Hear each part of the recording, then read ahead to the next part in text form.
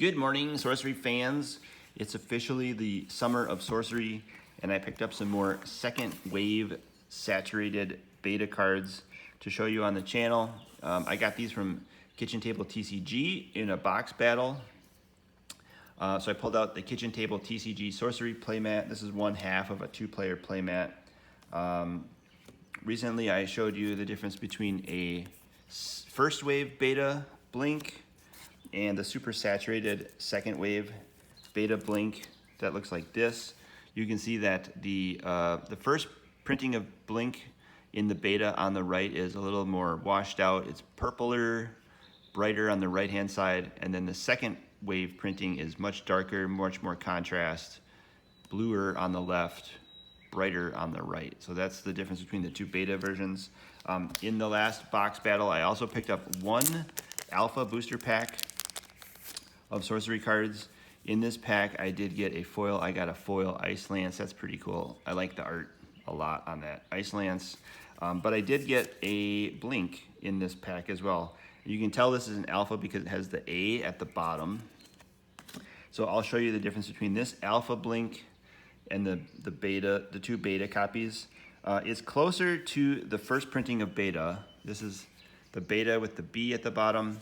However, some people can see visually just by the naked eye that the alpha copy is a little more saturated than the beta copy, but they're pretty close, but it's a little more saturated. The print quality is, I think there's more print dots in the beta printing than there were in the alpha printing. That's why they look a little different. But then when you compare the alpha copy to the second wave beta on the left here, the second wave beta is still much darker, much more saturated, a lot more bluer and whiter than this purpler, brighter alpha printing. So those are the differences, how you can spot the differences between alpha beta, beta version 1, beta version 2, summer beta as most people call it. I'm gonna keep all my summer cards sorted in a box. I'm gonna keep all my beta cards sorted in this box just so I know which saturated beta cards I have. And then I'm gonna keep all my other regular first edition printing beta in other boxes just so I know where those are for deck building, and I don't have to like get out a magnifying glass and compare each of the cards. And then finally, on the second box battle that I participated in, I really lucked out. The way that this box battle works is the cards that you get in the fourth card in the pack is the elite or the unique, and they all have a casting cost on the card. And you would have another opponent who open up the other half of the box. And when you get to the elite or the unique card, you look at the casting cost. And if you got a sight card, the casting cost would be 0 because it costs nothing to cast a sight. So what you don't want is to get a unique or an elite sight because that does not help with the box battle. And this Great Wall is a unique sight, but its casting cost is 0. And then what you do want is cards like Mother Nature with a casting cost of 6 because that would take out obviously the sights.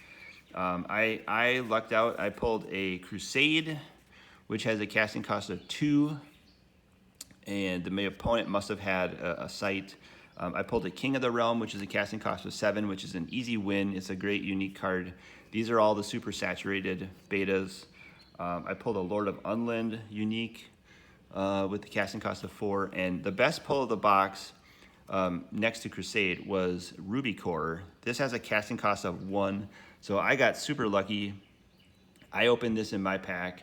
My opponent had an Atlas, so this actually beat the Atlas, and I got to keep the Ruby Core and the unique Atlas. It was just an amazing pack battle. So I'm really happy with this super saturated summer Ruby Core. This just looks like an amazing, amazing sorcery card. Happy to add that to my collection. The other part of the pack battle is if you got a foil card in the, usually the 6th card in the ordinary slot is a foil. And then you would multiply your casting costs. So if you pulled this berry in your foil slot and the casting cost was 3, you would add that to whatever you got in the elite or the unique slot. So if you pulled a Crusade and a foil berry in the same pack, you would add 2 and 3 together. Your total casting cost for your pack is 5. And then if your opponent pulled a sight that was 0, and then maybe this Dwarven Digging Team foil casting cost of 2, their total would only be 2. So you would get all of the cards in those packs shifted over to your pile and then sent to you. So I lucked out. I pulled 6 uniques. This Mother Nature came from the first box that I got, but I pulled 6 uniques out of 7 uniques in that box. That was pretty good. And then I pulled 5 foils. I think there were 8 or 9 foils total in the box. But I pulled 2 ordinary foils, 2 exceptional foils, the Geyser and the Rimland Nomads. I really like the saturated art on these cards. And 1 elite foil. I pulled a Sisters of Silence. This was a really cool art I like, especially in the saturated version. Happy to add that to my collection. So that's my quick video on second wave Sorcery Summer Edition. I'm gonna keep collecting these and keep them separate from my regular beta cards just so I know which is which. I wanna thank Louie at Kitchen Table TCG for the box battle, for all the cards and the quick shipping. It's just it's an awesome way to pick up Sorcery cards. So I recommend it if anyone else is looking for beta Sorcery or just to get into the game. Check them out. Watch the streams, check out the box battles. They're a lot of fun.